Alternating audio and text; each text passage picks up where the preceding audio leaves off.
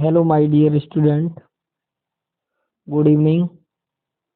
आप सबको पता होगा कि जो मेरा जियोग्राफी का वीडियो है संपूर्ण मैराथन क्लास, उसमें का वीडियो अपलोड हो चुका है चैनल पर। जीएस महाकाल सीरीज चल रही है क्योंकि 11 फरवरी को आरओ का एग्जाम है और 17 मार्च को पीसीएस वाला भी प्री लगा हुआ है। तो इसमें जो क्वेश्चन है वो एनसीईआरटी से लिए गए हैं और इसकी विषय सूची ये है।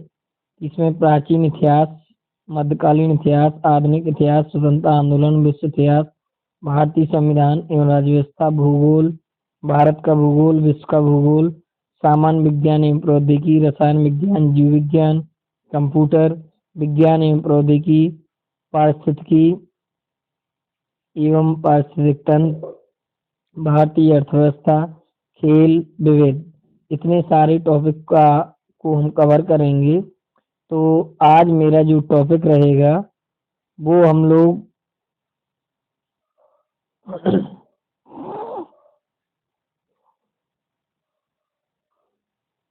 जो हम लोगों का टॉपिक रहेगा वो आज भारतीय संविधान एवं राज्य व्यवस्था के बारे में हम लोग चर्चा करेंगे। उसमें जो भी इम्पोर्टेंट फैक्ट होंगे वो बताने का प्रयास करेंगे। चलिए तो हम लोग चलते हैं।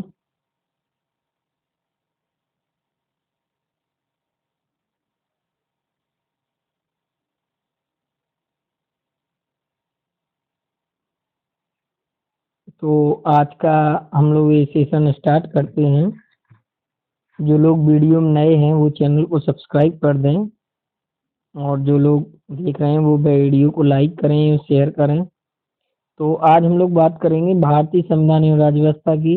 इसके अंतर्गत क्या हुआ था कि भारत का जो संवैधानिक विकास है वो ईस्ट इंडिया कंपनी के शासनाधीन पारित अधिनियम और ब्रिटिश क्राउन के पारित शासनाधीन अधिनियम की बात करेंगे। इसमें क्या है कि जो रेगुलेटिंग एक्ट है वो 1773 में आया था। उसके बाद Pitt's India act 1784, charter act 1813, charter act 1833। ये मैं क्यों फैक्ट फैक्ट बताने का प्रयास कर रहा हूँ क्योंकि यहीं से क्वेश्चन जाना आता है। और चार्टर एक्ट 1853। अब ब्रिटिश क्राउन के अंतर्गत भारत शासन अधिनियम 1858, भारत परिषद अधिनियम 1861, विकेंद्रीकरण की शुरुआत, भारत परिषद अधिनियम 1892, भारत परिषद अधिनियम 1909, भारत शासन अधिनियम 1919 और भारत शासन अधिनियम 1935। इधर हम आप लोगों को बताना चाहेंगे कि जो भारत परिषद अधिनियम इसमें 1909, इसमें मार्ले मिंटो सुधार अधिनियम भी बोला जाता है। और ये क्वेश्चन पूछा जाता है कि मार्ले मिंटो सुधार अधिनियम कब पारित हुआ था। ये भी 1909 है। भारत शासन अधिनियम में 1919। तो 1919 इसलिए याद रखने क्योंकि मार्टिन चेम्सफोर्ड सुधार अधिनियम भी इसको बोलेंगे। और केंद्र में द्विसदनीय व्यवस्था का प्रारंभ, प्रांतों में द्वैत शासन की व्यवस्था आ जाए तो भी 1919। और विषयों को दो भागों आरक्षी और हस्तांतरित में बांटा गया। भारत शासन नियम 1935, केंद्र में संघ सरकार की स्थापना, प्रांतों में द्वैत शासन की समाप्ति हुई, केंद्र में द्वैत शासन की शुरुआत हुई। और केंद्रीय बैंक के संघीय न्यायालय, बर्मा को भारत से बर्मा रंगून राजधानी बर्मा को भारत से अलग किया। सिंध और उड़ीसा नामक नए प्रांतों का निर्माण किया गया। हम लोग देखेंगे स्ट्रक्चर के माध्यम से कि जो भारतीय संविधान सभा थी उसका गठन किसके थ्रू हुआ था।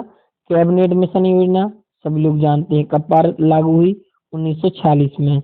इसमें जो सदस्य थी वो 389 थे। ब्रिटिश शासन से 296, देसी रियासत 93। तो कैबिनेट मिशन योजना में कितनी महिला सदस्य थी, 15। ये आप लोगों को याद रखना, कई बार क्वेश्चन पूछा गया है। प्रथम बैठक जो हुई थी 9 दिसंबर 1946। अब जो इसके पदाधिकारी थे, क्वेश्चन में ये पूछा जाता है कि अस्थाई अध्यक्ष कौन थे। उसमें राजेंद्र प्रसाद रहेगा, सच्चिदानंद सिन्हा रहेगा, एस.सी. मुखर्जी, वी.एन. राव। तो हम लोग किसकी लगाएंगे, सच्चिदानंद सिन्हा की। अगर स्थायी अध्यक्ष की बात होगी तो राजेंद्र प्रसाद लगाएंगे। उपाध्यक्ष एस.सी. मुखर्जी। संवैधानिक सलाहकार किसको कहा मतलब बोला गया, वीएन राव को बनाया गया। उद्देश्य प्रस्ताव की बात करेंगे 13 दिसंबर 1946, ये 13 दिसंबर भी याद रखना है। पेशकर्ता कौन थे? पंडित जवाहरलाल नेहरू, भारतीय प्रधानमंत्री। पारित कब हुआ था? 22 जनवरी 1947। और जो इसकी अंतिम बैठक हुई थी कैबिनेट मिशन की योजना की, वो 24 जनवरी 1950 को हुई थी।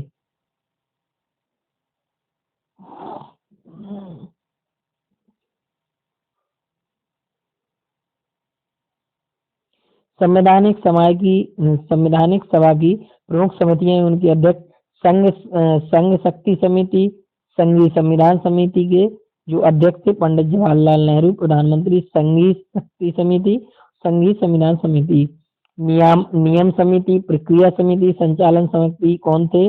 डॉक्टर राजेंद्र प्रसाद। प्रांतीय संविधान समिति, मौलिक अधिकारों एवं अल्पसंख्यकों संबंधी समिति, सरदार वल्लभ भाई पटेल। प्रारूप समिति का गठन कब हुआ? ये 29 अगस्त 1947। इसमें 7 सदस्यीय टीम थी। प्रारूप समिति की बात करेंगे तो डॉक्टर भीमराव अंबेडकर जी थे। अब जो भारत का संविधान था वो 26 नवंबर 1949 को संविधान सभा द्वारा पारित किया गया। 26 जनवरी 1950 को लागू हो गया। कब लागू हुआ? 26 जनवरी 1950 को। निर्माण में कुल 2 वर्ष 11 माह 18 दिन लगे। कभी कभी ऑप्शन में एमसीयू मल्टीपल क्वेश्चन में पूछ लिया जाता है कि संविधान सभा के निर्माण में कितना दिन लगा? 2 वर्ष 11 माह 18 दिन का समय लगा। मूल संविधान में 22 भाग थे, 8 अनुसूचियां थी, 395 अनुच्छेद थे। वर्तमान में गणना की दृष्टि से इसके कितने भाग हो गए हैं? 25 भाग हो गए हैं, 12 अनुसूचियां हो गई हैं और लगभग 465 अनुच्छेद, बोले तो आर्टिकल हो गए हैं। अभी देख लेते हैं संविधान के स्रोत से ब्रिटेन से क्या लिया गया है। ब्रिटेन से क्या लिया गया है?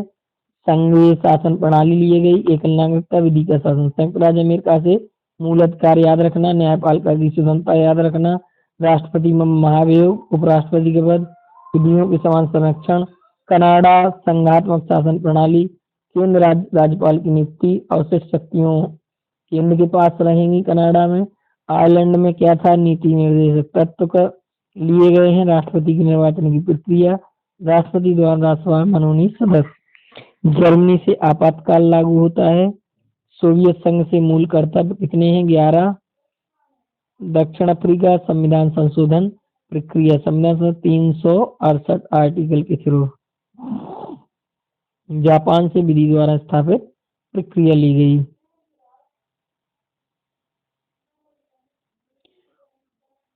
उद्देश्य का प्रस्तावना, भारत होगा एक संपूर्ण प्रभुत्व संपन्न समाजवादी पंथनिरपेक्ष लोकतंत्रात्मक गणराज्य, न्याय, सामाजिक, आर्थिक और राजनीतिक स्वतंत्रता, समता, प्रतिष्ठा। 42वें संविधान संशोधन अधिनियम 1946 द्वारा जोड़े गए कौन से समाजवादी, पंथनिरपेक्ष, अखंडता। केशवानंद भारतीयवाद 1973 में उच्चतम न्यायालय ने उद्देशिका को संविधान का भाग माना। पंडित जवाहरलाल नेहरू ने उद्देशिका को संविधान की क्या कहा है? आत्मा कहा। के मुंशी ने उद्देशिका को राजनीतिक जन्मपत्री कहा है। अब आप लोगों को क्या कर रहे हैं? सबसे पहले आर्टिकल आप लोगों को बताने का प्रयास कर रहे हैं।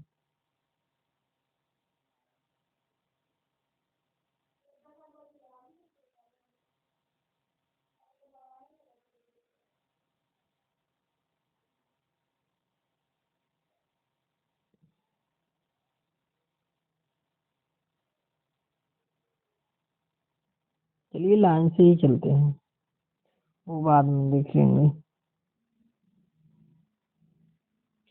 देखिए, जो हम लोगों का राष्ट्रीय प्रतीक है, राष्ट्रीय प्रतीक में क्या है? देखिए, जो राष्ट्रीय प्रतीक है तिरंगा। राष्ट्रीय प्रतीक क्या है? तिरंगा। राष्ट्रीय ध्वज है।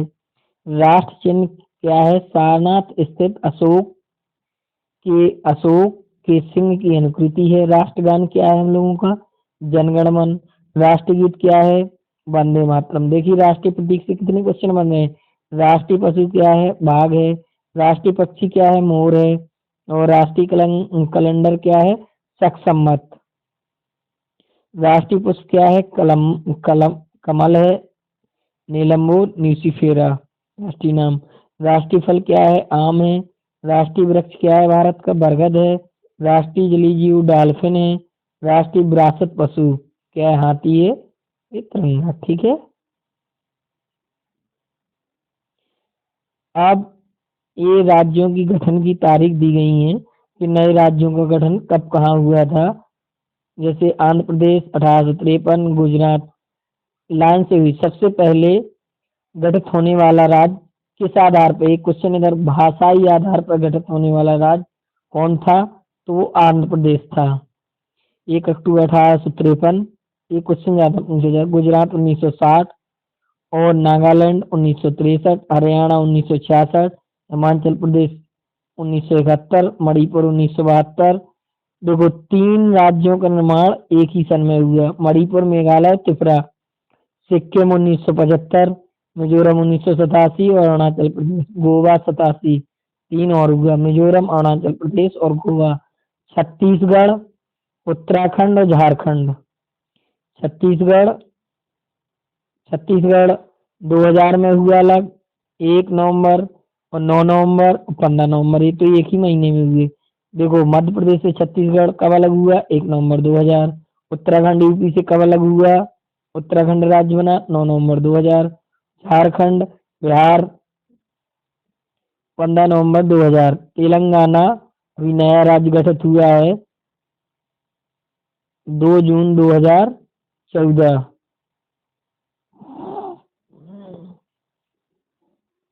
राज्यों का गठन महत्वपूर्ण तथ्य। भाषा के आधार पर गठित पहला राज्य आंध्र प्रदेश 1953 है। राज्य पुनर्गठन आयोग का गठन हुआ था, वो 1953 में हुआ था। इसके अध्यक्ष फैजल अली थे एवं 2 अन्य सदस्य के. एम. पाड़ीकर, हृदयनाथ कुंजरू। उत्तर प्रदेश का गठन 24 जनवरी 1950 को हुआ था। हाल ही में उत्तर प्रदेश दिवस भी मनाते हैं 24 जनवरी को। केरल, कर्नाटक, मध्य प्रदेश और राजस्थान की स्थापना 1 नवंबर 1956 को हुई थी। कर्नाटक, केरल, मध्य प्रदेश, राजस्थान। देखिए, अगर मूल अधिकार की बात करेंगे तो मूल अधिकार कहाँ से कहाँ तक है? 12 से 35 तक मूल अधिकारों का वर्णन है। कितने का वर्णन है? मूल अधिकारों का। अब जो मूल अधिकार हैं उसमें क्या हुआ है कि समानता का अधिकार। किसका अधिकार? समानता का अधिकार। अनुच्छेद 14 से 18। अनुच्छेद 14 से 18। स्वतंत्रता का अधिकार 1922। शोषण के विरुद्ध 23-24। धर्म की स्वतंत्रता 25 से 28। संस्कृति शिक्षा 29-30। संवैधानिक उपचारों का अधिकार 35।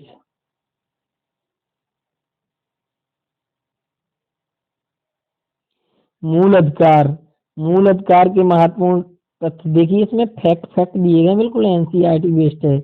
मूल अधिकार की बात करेंगे।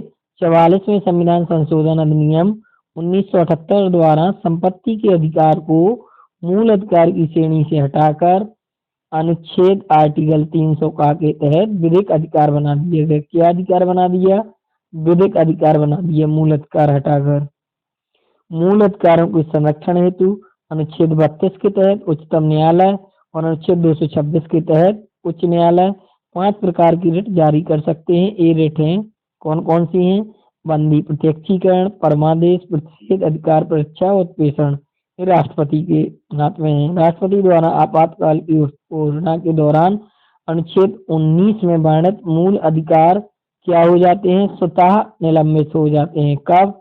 जैसे कभी कन्फ्यू लग जाता है, धारा 144 लागू हो जाती है, तो स्वतः मूल अधिकार क्या हो जाते हैं? निलंबित हो जाते हैं अनुच्छेद 358 के तहत। अब हम लोग बात करेंगे कि मूल कर्तव्य की बात करेंगे। तो जो मूल कर्तव्य हैं वो भाग 4 अनुच्छेद 51 का आर्टिकल 51 मूल कर्तव्य भाग 4 का जो ये है क्या है? स्वर्ण सिंह समिति की सिफारिश के अकॉर्डिंग।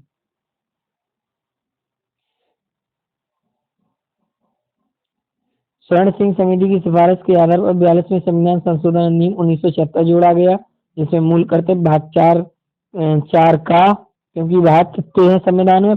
24 22 हैं, अब 25 हो गए हैं वर्तमान में। अनुच्छेद 51 का 11वां मूल कर्तव्य 86 में संविधान संशोधन अधिनियम 2002 द्वारा जोड़ा गया, जो क्या है, शिक्षा से रिलेटेड है। 6 से 14 वर्ष के शिशुपाल के लिए शिक्षा का अवसर प्रदान करने के लिए माता पिता संरक्षक कर्तव्य, ये क्या है कि वेरी इंपॉर्टेंट आर्टिकल है, ये आप लोगों को याद रखना है। प्रारंभ में मूल कर्तव्यों की संख्या 10 थी, अब कितनी हो गई है, 11 हो गई है। जो भारत का राष्ट्रपति है वो क्या होता है, भारत के राष्ट्रपति की बात करेंगे। भारत का जो राष्ट्रपति है देश का क्या होता है, प्रथम नागरिक होता है। और जैसे जो मेयर होती है वो क्या होता है, प्रथम नागरिक होता है। संघ की कार्यपालिका का प्रमुख होता है। तीनों सेनाओं का सर्वोच्च प्रधान सेनापति कौन होता है, राष्ट्रपति। राष्ट्रपति की सारी शक्ति निहित होती हैं, बट वो किसके अकॉर्डिंग काम करता है, प्रधानमंत्री और लोकसभा के अकॉर्डिंग। निर्वाचन मंडल द्वारा, जैसे राष्ट्रपति की बात करेंगे, राष्ट्रपति क्या करता है कि निर्वाचन मंडल द्वारा निर्वाचन होता है। संसद के दोनों सदनों के निर्वाचित सदस्य होते हैं। राज्यों की विधानसभाओं यानी विधानसभाओं के निर्वाचित सदस्य एमएलए वगैरह, दिल्ली और पुडुचेरी विधानसभाओं के निर्वाचित सदस्य। त्याग पत्र किसको सौंपता है, राष्ट्रपति, उपराष्ट्रपति को। इसकी जो टाइम ड्यूरेशन होती है राष्ट्रपति की वो 5 वर्ष होती है। हटाया जा सकता है एक कंडीशन, किसके द्वारा हटाया जा सकता है, महाभियोग लगा के हटाया जा सकता है। अब जो शपथ है राष्ट्रपति के बारे में देखो डिटेल से चर्चा कर दी गई है, आप लोग भूलेंगे नहीं। जो शपथ है, भारत की शपथ, राष्ट्रपति इसके सामने शपथ लेता है भारत के मुख्य न्यायाधीश, उनकी अनुपस्थिति। सपोज दैट भारत के मुख्य न्यायाधीश नहीं है तो उनकी अनुपस्थिति में उच्चतम न्यायालय के उपलब्ध वरिष्ठतम न्यायाधीश के समक्ष शपथ लेते हैं। जो योग्यता होती है, क्या योग्यता होना चाहिए कि भारत का राष्ट्रपति बन जाए, भारत का नागरिक हो, 35 वर्ष की आयु पूरी कर चुका हो, लोकसभा का सदस्य निर्वाचित होने के लिए योग्य हो।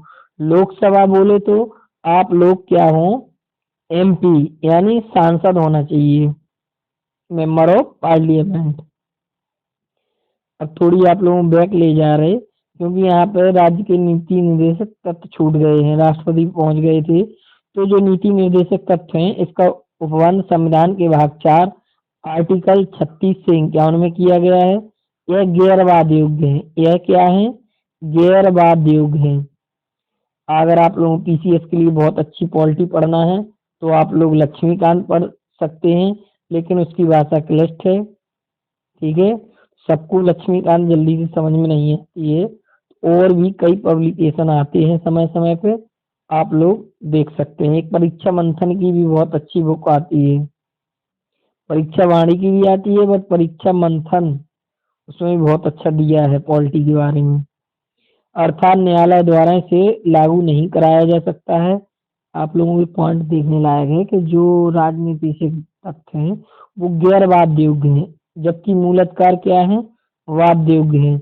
इसका उद्देश्य लोक कल्याणकारी राज्य एवं सामाजिक आर्थिक लोकतंत्र की स्थापना करना है।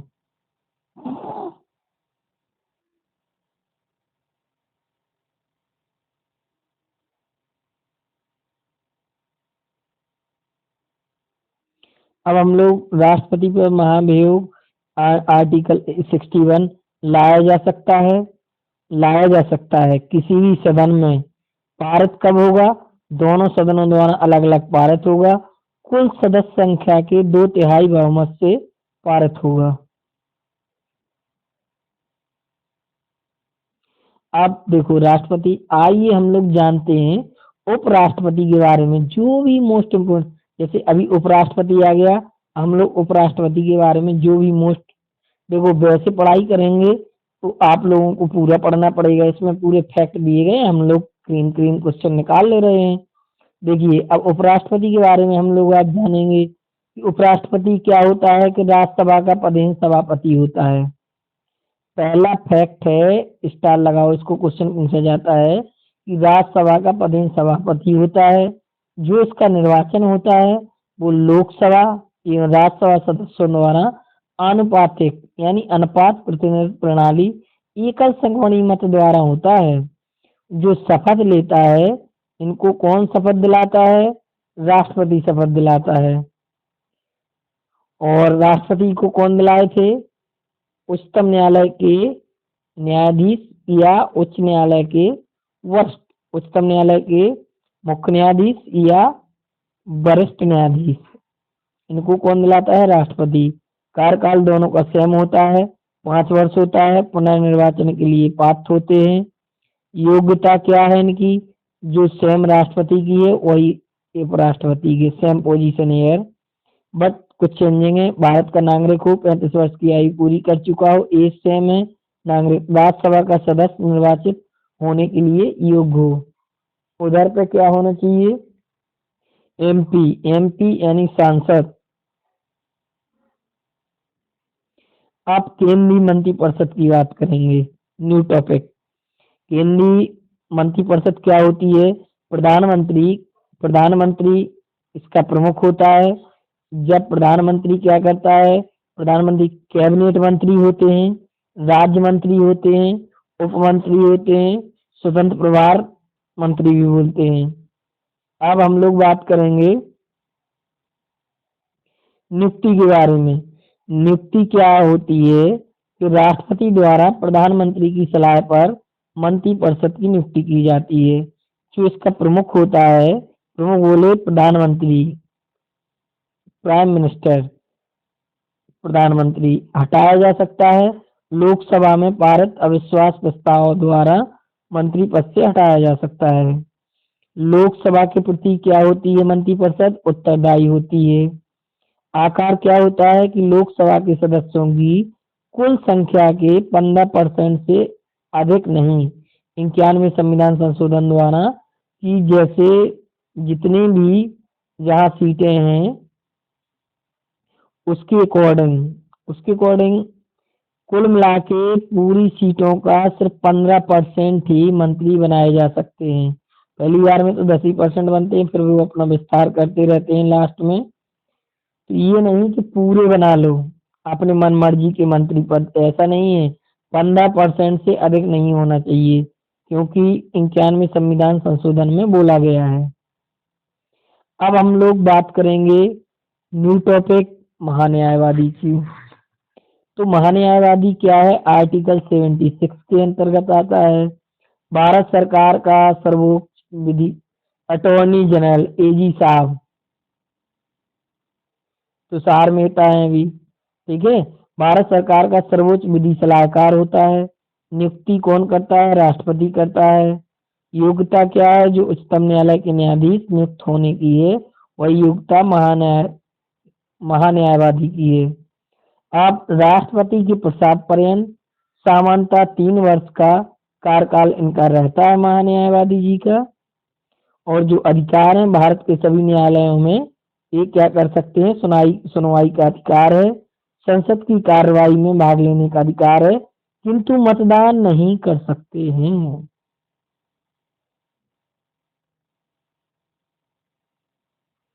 अब एक होता है कैग, होता है कंट्रोलर एंड ऑडिटर जनरल।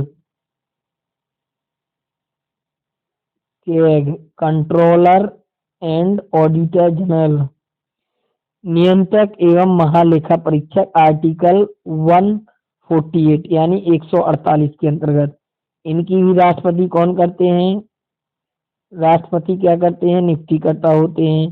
कार्य क्या होते हैं? केंद्र और राज्य सरकार के लेखों का लेखा परीक्षण, लेखा जोखा का परीक्षण करते हैं, रिपोर्ट सौंपते हैं। ये क्या इसको सौंपते हैं? नियंत्रण महालेखा परीक्षक राष्ट्रपति को। इनका कार्यकाल क्या होता है? महान्यायवादी का 3 वर्ष का होता है, राष्ट्रपति के प्रसाद पर्यंत। इनका जो कार्यकाल है, जो एक जो एक उनका नहीं होता है जज का होता है, वही इनका होता है 6 वर्ष। नहीं, जज का 6 वर्ष नहीं, उनका तो वो रहता है रिटायरमेंट। इनका क्या होता है कि 6 वर्ष या 65 वर्ष, जो भी पहला हो, या तो 6 वर्ष इनका हो जाए या इनकी आयु 65 वर्ष हो जाए, जो भी पहले हो। सेवानिवृत्ति के बाद भारत राज्य सरकार के अधीन किसी पद का पात्र नहीं।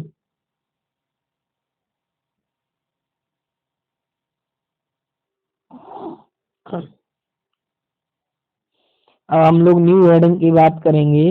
जो न्यू हेडिंग है संसद, संसद इंग्लिश में बोले तो पार्लियामेंट, संसद पार्ट्स ऑफ द पार्लियामेंट, संसद के अंग, संसद के कितने अंग हैं? 3 अंग हैं। एक राज्यसभा, दूसरा लोकसभा। राज्यसभा क्या होता है? उच्च सदन होता है। लोकसभा क्या होता है? निम्न सदन होता है। और तीसरी संसद का क्या अंग है? राष्ट्रपति।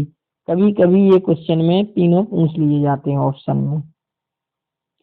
अब राज्यसभा का जो गठन होता है वो पहले राज्यसभा बात करेंगे टॉपिक पे, उसके बाद हम लोग करेंगे लोकसभा की बात।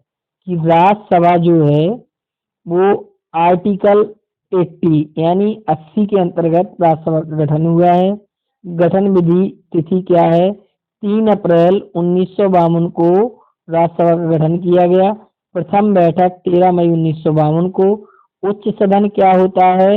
स्थायी होता है। क्या होता है? स्थायी होता है, मतलब राज्यसभा कभी भंग नहीं होती है। लोकसभा को भंग किया जा सकता है। राज्यसभा पे प्रत्येक 2 वर्ष बाद वो रिटायर्ड होते रहते हैं 1/3%। जो सदस्य संख्या है उसकी निर्धारित कितनी है? 280। 238 इसके निर्वाचित होते हैं और 12 सदस्य क्या होते हैं? मनोनीत किए जाते हैं। और जैसे यूपी में अभी कितनी है? 403 विधानसभा है। एक एंग्लो इंडियन है जो कि राज्यपाल करता है। ऐसे ही इसमें क्या है कि 12 सदस्य, जैसे राज्यसभा सांसद सचिन तेंदुलकर भी रह चुके हैं जो कि खेल से बना दिए जाते हैं, कभी मतलब बनाए जा सकते हैं। किसके पश्चात पर्यंत? राष्ट्रपति के अकॉर्डिंग 12 सदस्य मनोनीत किए जा सकते हैं। कला हो आपकी, कुछ भी हो, तो आप लोगों को राज्यसभा सांसद निर्वाचित किया जा सकता है। चंद्रपाल सिंह यादव भी राज्यसभा सांसद रहे झांसी से।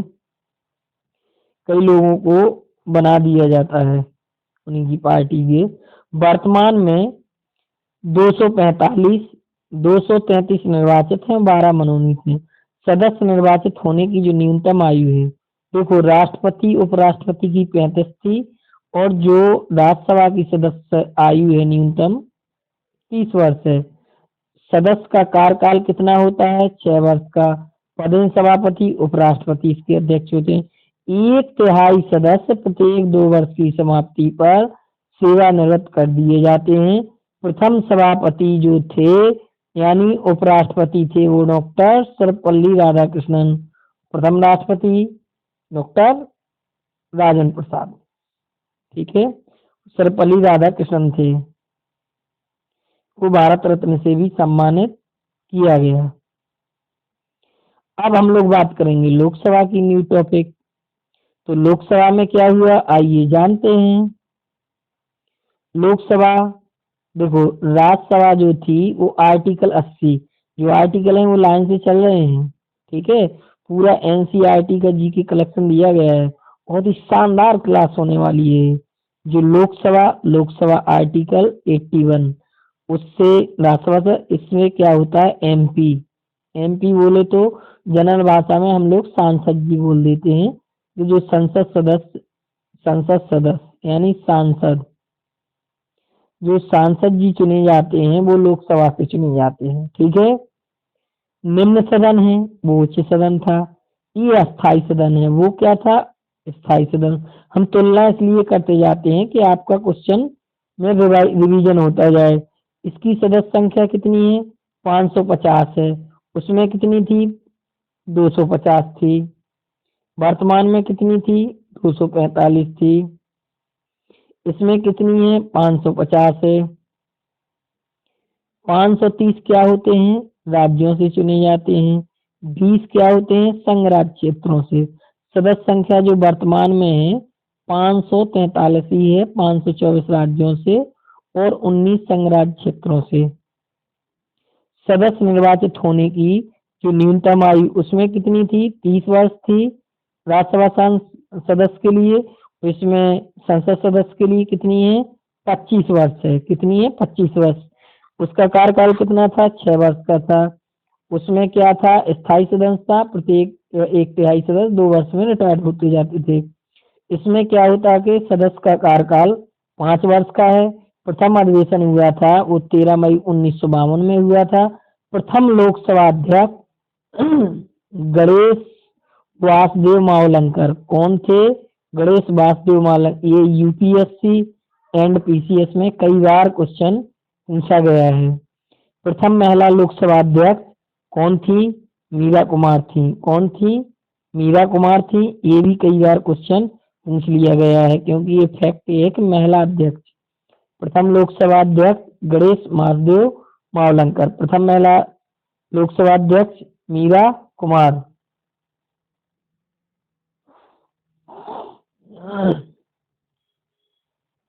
इस समय जो लोकसभा अध्यक्ष हैं वर्तमान में वो ओम बिरला हैं। कौन है? ओम बिरला है। ओम बिरला। ठीक है, याद रखना भाई।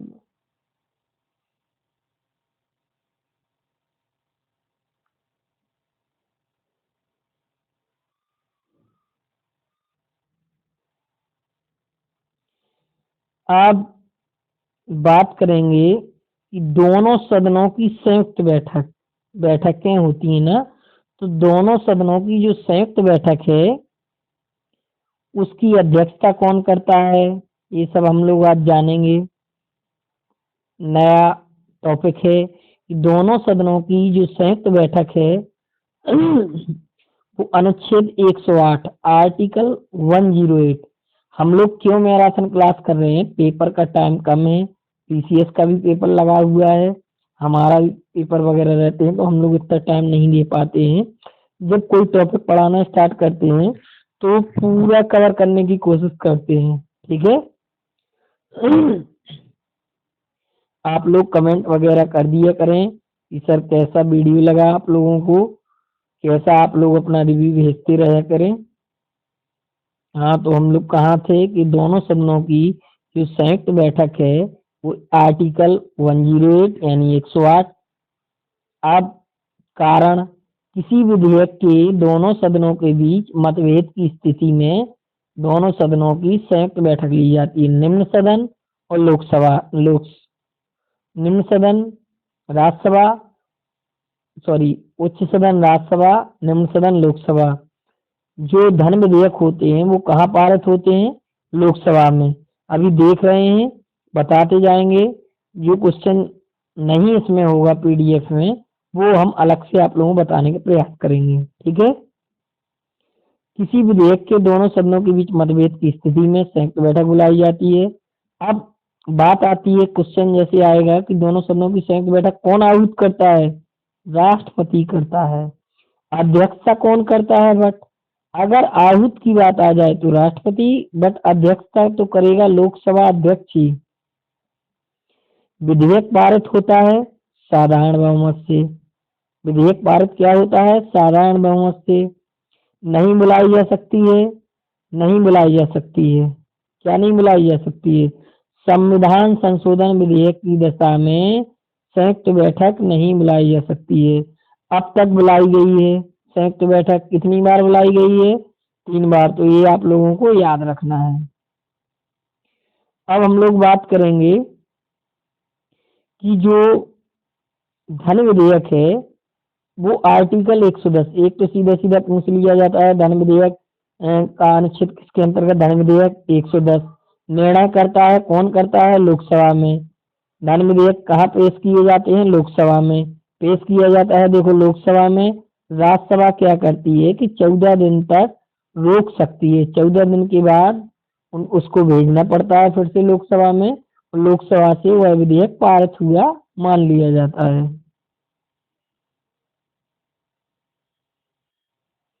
अब हम लोग बात करेंगे वित्त समितियां। वित्त समितियां क्या होती है? वित्त फाइनेंस कमेटियां होती हैं। वित्त समिति को इंग्लिश में फाइनेंस कमेटी बोलते हैं। जो प्राक्कलन समिति है वो क्या है कि उसकी सदस्य संख्या 30। ये बहुत कई बार पीसीएस में क्वेश्चन पूछा गया यार, केवल लोकसभा से। प्राक्कलन समिति क्या होती है? लोकसभा। अब लोक लेखा समिति होती है। लोक लेखा समिति में क्या होता है कि कुल सदस्य संख्या 22 होती है। कितनी होती है? 22। प्राक्कलन समिति में 30। ये तो बहुत संजीवनी है ये क्वेश्चन। और लोक लेखा समिति में 22 होती है। लोकसभा से 15 होते हैं और राज्यसभा से 7, तो 15 7 22। लोक उपक्रम समिति होती है। कुल सदस्य संख्या इसमें भी 22 होती है। 15 लोकसभा से और 7 राज्यसभा से। लोक लेखा समिति में भी 22 होते हैं। लोक उपक्रम समिति में भी 22 होते हैं। प्राक्कलन समिति में 30 होते हैं। अब न्यायपालिका क्या है कि एकीकृत न्याय प्रणाली है। सबसे ऊपर न्यायपालिका में क्या होता है? सर्वोच्च न्यायालय, जिसको हम लोग क्या बोलते हैं? एससी। एससी बोले तो सुप्रीम कोर्ट। उच्च न्यायालय को क्या बोलते हैं? High court. हम लोगों को उत्तर प्रदेश का हाई कोर्ट कहाँ है? इलाहाबाद। ऐसी अलग अलग राज्यों का अलग अलग होता है। जैसे मध्य प्रदेश का है जबलपुर में, खंडपीठ है उसकी इंदौर। और जो उत्तर प्रदेश है उसकी खंडपीठ क्या है? लखनऊ है। अधीनस्थ न्यायालय एक डिस्ट्रिक्ट कोर्ट होते हैं, मुंसिफ कोर्ट होते हैं, वो तहसील स्तर पर होते हैं।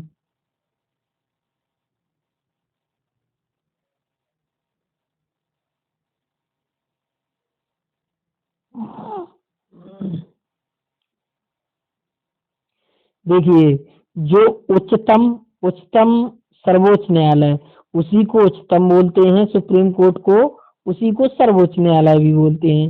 आर्टिकल 124 यानी अनुच्छेद 124 के अंतर्गत अब ये कब गठन हुआ था? 26 जनवरी 1950 में गठन हुआ था। ये गठन तिथि है। इसमें न्यायाधीशों की कुल संख्या कितनी है? 34 है। 33 न्यायाधीश होते हैं, प्लस एक क्या होता है? मुख्य न्यायाधीश होता है। न्यायाधीशों के सेवानिवृत्ति की उम्र होती है उच्चतम न्यायालय यानी सुप्रीम कोर्ट की, वो 65 वर्ष होती है। न्यायाधीश नियुक्त होने की अर्हता, अब क्या उनकी क्वालिफिकेशन होती है कि वो सुप्रीम कोर्ट के जज बन सकते हैं। न्यायाधीश नियुक्त होने की जो अर्हताएं हैं, क्वालिफिकेशन है कि सबसे पहले तो भारत का नागरिक हो, ये तो कंपलसरी है। ये तो जनरल बात हो गई कि भारत का नागरिक होना चाहिए, विदेशी तो ना होना। उच्चतम न्यायालय ऐसे 2 या 2 से अधिक न्यायालयों में कम से कम 5 वर्ष तक न्यायाधीश रहा हो, यानी 5 वर्ष तक उच्च न्यायालय यानी हाई कोर्ट में आपने कम से कम 5 वर्ष तक न्यायाधीश रहे हों। उच्च न्यायालय ऐसे 2 या 2 से अधिक न्यायालयों में कम से कम 10 वर्ष का अधिवक्ता रहा हो, या क्या रहा हो? आप 10 वर्ष तक अधिवक्ता, अधिवक्ता बोले तो एडवोकेट यानी वकील रहे हो। और राष्ट्रपति की राय में, राष्ट्रपति को ये आभास होना चाहिए कि आप विधिवेत्ता हो, यानी आप कानून के ज्ञाता हो, तभी आप लोगों को राष्ट्रपति रिकमेंड करेगा। अब सुप्रीम कोर्ट के न्यायाधीश को कैसे हटाया जा सकता है?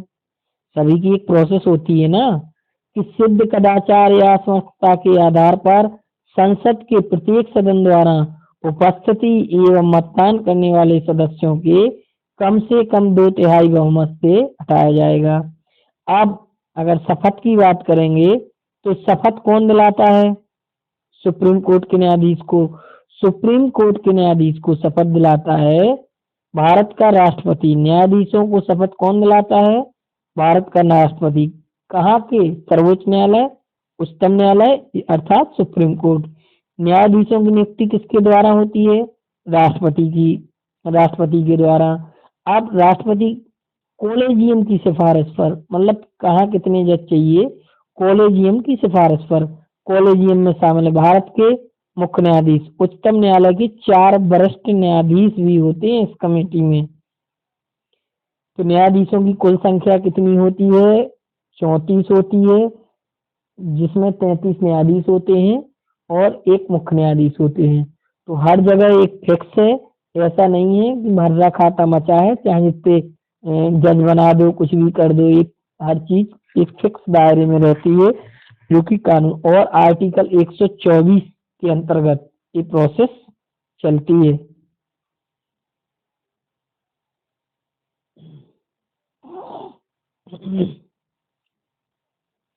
अब हम लोग बात करेंगे उच्च न्यायालय यानी आर्टिकल 214। अभी 124 थे, अब आर्टिकल उच्च न्यायालय। उच्च न्यायालय बोले तो हाई कोर्ट।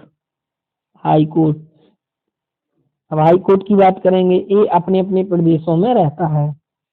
अब उच्च न्यायालयों की वर्तमान में संख्या कितनी है? 25 है। कितने उच्च न्यायालय हो गए हैं?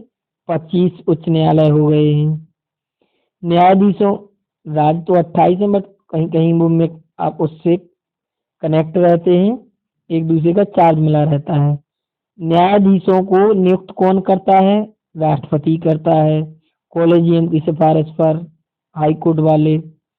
न्यायाधीशों को शपथ कौन दिलाता है? लेकिन उधर दिलाता था राष्ट्रपति, इधर कौन दिलाएगा? जो राज्य का राज्यपाल होगा।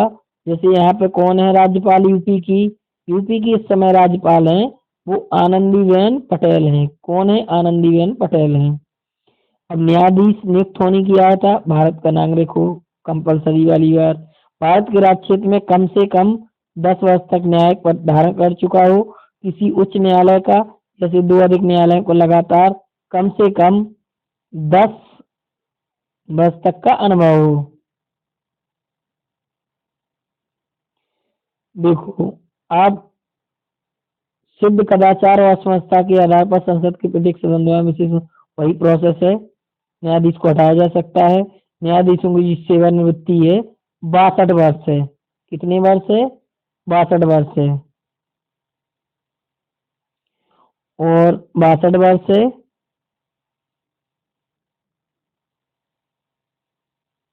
और उधर सर्वोच्च न्यायालय में कितनी थी?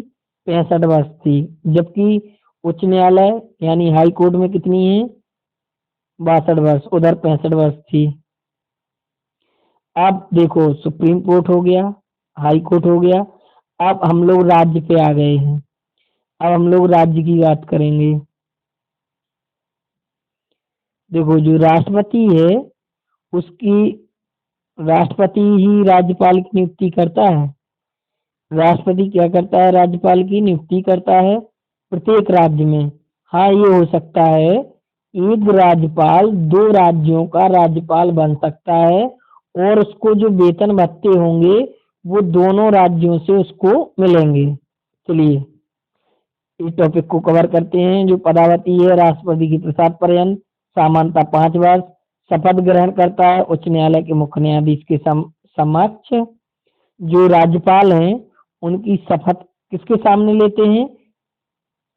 उच्च न्यायालय यानी हाई कोर्ट के जो मुख्य न्यायाधीश होते हैं उनके समक्ष राज्यपाल शपथ लेते हैं कि मैं ये आज से पद ले रहा हूँ और कर्तव्य निष्ठा से, पूरी निष्ठा से एक कर्तव्य का पालन करूंगा। जो वार्तान है भारत का नागरिक हो, 35 वर्ष की आयु पूरी कर चुका हो, ये हम स्टार्टिंग में बता चुके हैं। अब राज्य मंत्री परिषद, देखो उधर हुई थी वो लोकसभा। अब जो राज्य मंत्री परिषद, सीएम बोले तो मुख्यमंत्री बोले तो सीएम। सीएम का फुल फॉर्म क्या है? Chief minister. चीफ मिनिस्टर इस समय हमारे मुख्यमंत्री वर्तमान में कौन है? माननीय श्री योगी आदित्यनाथ जी हैं। राज्य मंत्री परिषद, अब इधर भी मंत्री बनते हैं। नियुक्ति करता है, शपथकर्ता कौन होता है इनका मंत्रियों का? राज्यपाल होते हैं। और उधर केंद्र में कौन होता है? राष्ट्रपति होता है। कार्यकाल कितना होता है? राज्यपाल की प्रसाद पर्यंत, उधर राष्ट्रपति की प्रसाद पर्यंत था। कोई भी मंत्री बिना किसी सदन का सदस्य बने मंत्री रह सकता है। अगर जैसे कोई चुनाव हार गया है विधायक का, जैसे सपोज दैट जो उप मुख्यमंत्री बनाए गए हैं केशव प्रसाद मौर्य, वो चुनाव हार गए थे। इलाहाबाद के पास में जो सीट थी वो हार गए थे। रोशनी यादव शायद जी दी थी, जो हार गए थे, फिर भी उनको उप मुख्यमंत्री बनाया गया। किस आधार पर? कि 6 माह को तक उनको कहीं ना कहीं सदस्यता दिलानी पड़ेगी पड़ी। कहीं ना कहीं उनको चुनाव जिताना पड़ा। जो भी सीटें, जैसे कहीं कहीं पे दोबारा चुनाव हो जाते हैं तो उनको जिता दिया जाता है, मतलब या तो फिर राज्यसभा सदस्य बना दिया जाता है। कुछ ना कुछ होना चाहिए, वो एमएलसी वगैरह कुछ भी बनाएंगे उनको। अब जो आकार है राज्य की विधानसभा सदस्यों की, उधर भी 15% तक, किंतु 12% से कम नहीं। इधर एक कंडीशन है कि 12% से मंत्रिपरिषद कम नहीं होना चाहिए, मिनिमम 12% होना चाहिए। मैक्सिमम कितना होना चाहिए? 15% होना चाहिए। राज्यपाल को त्यागपत्र सौंपते हैं मंत्री लोग।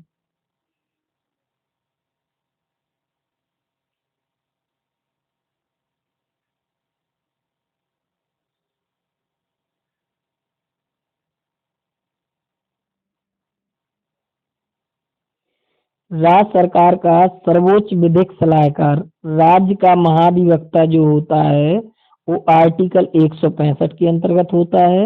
राज्य सरकार का सर्वोच्च विधिक सलाहकार होता है। कार्यकाल क्या होता है? देखो उधर पे क्या था? महान्यायवादी था। इधर पे क्या है? महाधिवक्ता। महाधिवक्ता सभी राज्यों में होते हैं, हाई कोर्ट वगैरह में। उधर महान्यायवादी थे, इधर पे क्या थे? महाधिवक्ता।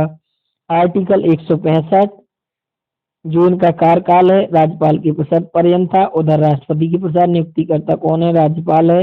राज्य विधानमंडल के अंग, राज्य विधानमंडल के अंग कितने हैं?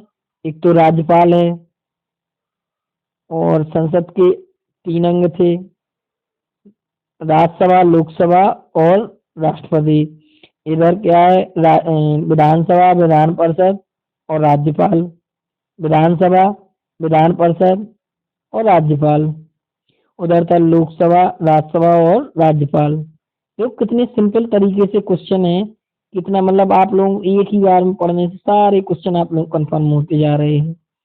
अब हम लोग विधानसभा की बात करेंगे। विधानसभा के लिए क्या होगा कि जो विधानसभा बोले तो MLA, MLA का फुल फॉर्म क्या होता है? Member of legislative assembly. ठीक है विधायक जी। आप सदस्य की आयता क्या हो? भारत का नागरिक हो। कितनी है? 25 वर्ष की आयु पर पूरी कर चुका हो। अगर आपको विधायकी का चुनाव लड़ना है तो आपकी एज कितनी होना चाहिए? 25 वर्ष होना चाहिए। विधानसभा सीटों की संख्या कितनी है? अधिकतम कितनी होती है? 500 सीटें। तो मैं तो ये मानता हूँ कि सबसे ज्यादा सीटें सिर्फ उत्तर प्रदेश में हैं, जो कि कितनी है? 403। एक एंग्लो इंडियन मिला के 404। न्यूनतम 60 सीटें कंपलसरी है कि 60 सीटें विधानसभा में होनी ही चाहिए। बट कुछ अपवाद भी हैं। कौन कौन से अपवाद हैं? इधर भी क्वेश्चन देख लीजिए। जो अपवाद हैं कि इधर इन लोगों ने बोला है कि मिनिमम 60 सीटें होना चाहिए विधायकी की, विधानसभा की। बट अपवाद है सिक्किम में। सिक्किम में ओनली 32 सीटें हैं, क्योंकि जो चुनाव में सीटें बनाई जाती हैं वो वोट बैंक जनसंख्या के अकॉर्डिंग बनाई जाती हैं।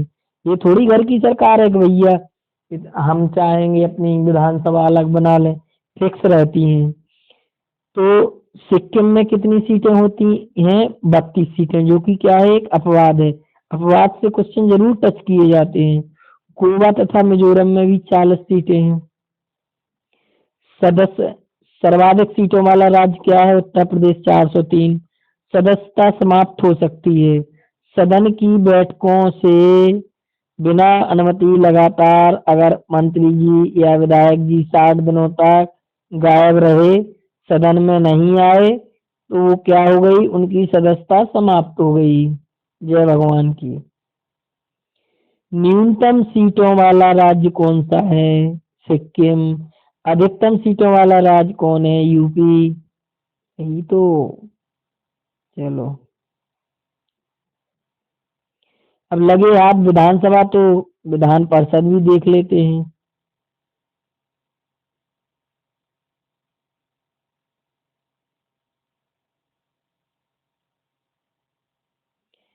चलिए विधान परिषद भी हम लोग बात करेंगे कि जो विधान परिषद में सदस्यों की संख्या है वो अधिकतम राज्य विधानसभा सीटों की कुल संख्या का 1/3। मतलब राज्य विधानसभा सीटों की कुल संख्या का 1/3, यानी जितनी सीटें आपके राज्यों में हैं, सपोज दैट 60 सीटें हैं, ठीक है। मिनिमम कितनी होती हैं? 60 सीटें। तो कुल सदस्य संख्या का 1/3 यानी 20 सीटें क्या रहेंगी? राज्यसभा, वो विधान परिषद की रहेंगी। न्यूनतम 40 से कम नहीं, बट यहाँ क्या कहा गया कि न्यूनतम 40 से कम नहीं होना चाहिए। अब उत्तर प्रदेश में इस समय विधान परिषद युक्त राज्य, एक तो विधान परिषद युक्त राज्य कितने हैं, यहाँ पे विधान परिषद चल रही हैं। देखो, number 1 Uttar Pradesh, number 2 Bihar, number 3 Maharashtra, number 4 Karnataka, number 5 Andhra Pradesh, number 6 Telangana. Uttar Pradesh में सबसे ज्यादा सीटें विधान परिषद वाला सदस्य 100 सीटें, जैसे अभी झांसी ललितपुर में रमा आरपी निरंजन है जो कि राज्यसभा सदस्य हैं। इधर पे महोबा, हमीरपुर, ये मंडल में होते हैं विधान परिषद सदस्य। जितेंद्र सिंह सेंगर, मैं इसलिए बताते जा रहा हूँ जितनी भी जानकारी आप लोग बता सकें, जो लोग हमसे जुड़े हुए हैं पास के। सर्वाधिक विधान परिषद सीटों वाला राज्य कौन सा है? उत्तर प्रदेश, सबसे ज्यादा सीटें 100 सीटें हैं। बिहार में 58 सीटें हैं, महाराष्ट्र में 78, कर्नाटक में 75, आंध्र प्रदेश में 58 और तेलंगाना में कितनी सीटें हैं? 40 सीटें हैं।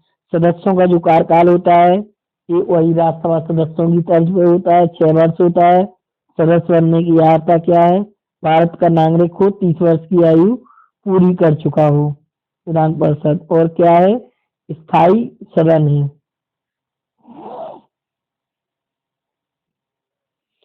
अब हम लोग बात करेंगे, देखो ये सब पूरे हो चुके हैं टॉपिक। अब बात करेंगे स्थानीय स्वशासन। अब इधर क्वेश्चन पूछ लिया जाता है कि स्थानीय स्वशासन का जनक किसे कहा जाता है? लॉर्ड रिफिन। एक लॉर्ड लिटन भी है, लॉर्ड रिफिन। स्थानीय स्वशासन का जनक लॉर्ड रिफिन। और जो स्थानीय स्वशासन का विषय है वो क्या है? राजसूची। विषय कितनी सूचियों में डिवाइड किए गए हैं? संघ सूची, राजसूची और संपत्ति सूची। जैसे वन किस में आएंगे, पुलिस किस में आएगी, मेला वगैरह पुलिस राजसूची में, ये सब ऐसे आते हैं सब। अब स्थानीय स्वशासन का जनक लॉर्ड रिपन हो गया है। अब बात करेंगे स्थानीय स्वशासन का 2 पार्ट में डिवाइड हुआ। जो स्थानीय स्वशासन था दो इसके 2 पार्ट में डिवाइड हुआ। कौन कौन से? एक पंचायती राज प्रणाली का गठन किया गया स्थानीय स्वशासन के अंतर्गत और एक नगरीय स्वशासन के अंतर्गत। अब सबसे पहले हम लोग क्या करेंगे कि नगरीय शासन देख लेते हैं। चलिए नगरीय देखते हैं। अब जो नगरीय शासन है प्रणाली है, इसमें कितने विषय हैं? 18 विषय हैं कुल विषय। इसको क्या है कि संवैधानिक दर्जा दिया गया है नगरीय स्वशासन प्रणाली को। और किसके अंतर्गत? 74वें संविधान संशोधन अधिनियम 1992 के अंतर्गत 1 जून 1993 से लागू कर दिया गया, संवैधानिक दर्जा दे दिया गया नगरीय स्वशासन प्रणाली। अब जो नगरीय स्वशासन प्रणाली है उसको भी 3 पार्ट में डिवाइड किया गया है कि एक नगर पंचायत होगी सिटी में, नगर पालिका होगी और क्या होगी? नगर निगम होगी। अभी वर्तमान में उत्तर प्रदेश में कितने नगर निगम है? 17 शायद नगर निगम है। जैसे झांसी क्या है? नगर निगम है। महापौर बोला जाता है उनको, जो भी चुने जाते हैं वहाँ के। और इलाहाबाद महापौर है, मथुरा हो गया, लखनऊ हो गया। तो और क्या होता है? नगर पालिका, नगर पंचायत, नगर परिषद। ठीक है, तो ये नगरीय स्वशासन। अब हम लोग बात करेंगे पंचायती राज। तो सबसे पहले तो पंचायती राज की जो शुरू की गई वो किसकी सिफारिश के? बलवंत राय मेहता समिति ने सिफारिश की थी पंचायती राज प्रणाली की। जो इसका शुभारंभ हुआ था, इधर से क्वेश्चन पूछा जाता है, 2 अक्टूबर 1959 को राजस्थान के नागौर जिले से जवाहरलाल नेहरू, जो कि भारत के प्रधानमंत्री थे, 2 अक्टूबर 1959 को राजस्थान के नागौर जिले से शुभारंभ किया गया है। इसको भी संवैधानिक दर्जा प्राप्त है। देखो, इसको 74वें संविधान संशोधन द्वारा दिया गया था, तो इसको 73वें संविधान संशोधन अधिनियम 1992 दोनों हैं। 24 अप्रैल 1993 से लागू हुआ था, वो भी 1993 से लागू हुआ था। पहले ये लागू हो गया था अप्रैल, और उसके बाद क्या हुआ था? वो लागू हुआ था। ये डिफरेंस हमने आप लोगों को बताया। शानदार तरीके से मैपिंग से आप लोगों को क्वेश्चन कराए जा रहे हैं। देख लेते हैं कितना बचा हुआ है। एक, दो, तीन, चार, 5 पेज बचे हुए हैं जो कि 1 घंटे के अंतर्गत जल्दी आप लोगों को कवर करेंगे। ठीक है, बहुत से बहुत 10 से 15 मिनट क्लास और चलेगी। अब पंचायती राज की प्रमुख समितियां हैं तो उनको देख लेते हैं, इधर से क्वेश्चन बहुत बनते हैं। बलवंत राय मेहता समिति ने 1957 प्रमुख सुझाव दिए थे। क्या सुझाव दिए थे? त्रिस्तरीय समिति का गठन करने के लिए बोला था। राज प्रणाली, ग्राम यानी गांव होना चाहिए, खंड यानी ब्लॉक होना चाहिए। गांव होता है उधर पे किसको चुना जाता है? प्रधान को चुना जाता है। खंड यानी ब्लॉक, ब्लॉक में कौन चुना जाता है? ब्लॉक प्रमुख चुना जाता है। ठीक है, एमपी में कहीं कहीं पर जनपद अध्यक्ष बोलते हैं। और एक जिला में क्या होता है? जिला पंचायत का चुनाव होता है। और पी के थुंगन समिति आई 1988। अशोक मेहता समिति 1977। इन्होंने प्रमुख सुझाव क्या दिए? इन्होंने द्विस्तरीय, लेकिन वर्तमान में क्या है? त्रिस्तरीय है। बलवंत राय मेहती समिति इसको ज्यादा मानते हैं लोग। द्विस्तरीय समिति का सुझाव किसने दिया था? किसने दिया था? अशोक मेहता समिति ने। इन्होंने क्या किया कि खंड पंचायत और जिला पंचायत होगी। ठीक है, ग्राम पंचायत नहीं होगी। अब पंचायती राज प्रणाली की प्रमुख समितियां, लक्ष्मीकांत सिंघवी 1986। पंचायती राज को संवैधानिक दर्जा इस समिति की सिफारिश के आधार पर दिया गया था।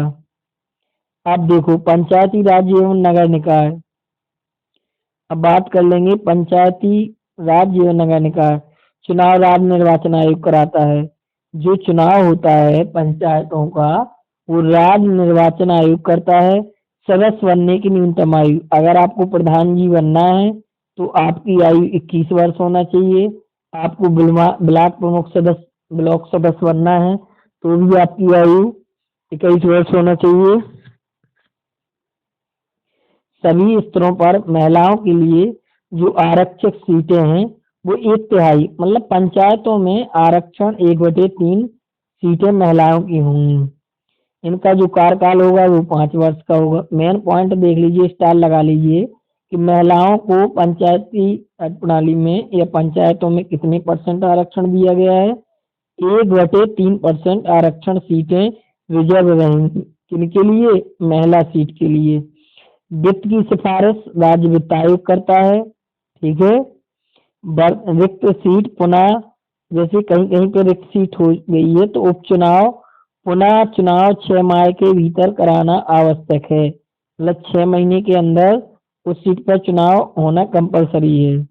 वर्तमान में नागालैंड, मिजोरम, मेघालय में पंचायती राज संस्थाएं नहीं है। ये भी याद रखना है, फैक्चुअल क्वेश्चन है कि वर्तमान में नागालैंड, मिजोरम, मेघालय में पंचायती संस्था नहीं है।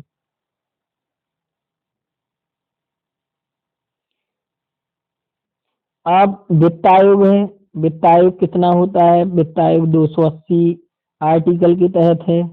सीधा क्वेश्चन फटाक से पूछ लिया जाता है कि वित्त आयोग का गठन किस आर्टिकल के तहत किया जाता है? आप लोग लगा के आइएगा 280।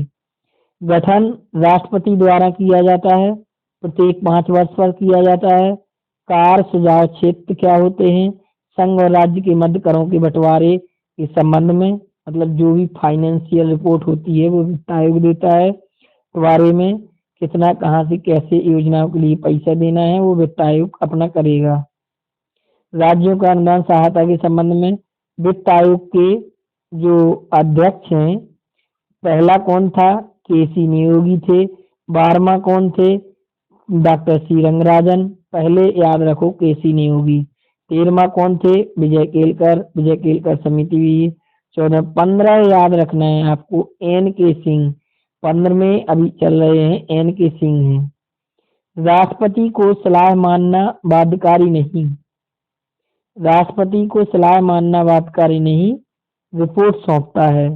संरचना होती है जो वित्त आयोग की, एक सदस्य होता, सॉरी, एक अध्यक्ष होता है प्रेसिडेंट, और 4 सदस्य होते हैं वित्त आयोग के, मतलब 5 लोग होते हैं इसमें। इसमें वर्तमान में कौन है? एन के सिंह। हाँ, तो जो निर्वाचन आयुक्त है वो हम लोग एक बार नजर घाल लेते हैं, देखते हैं।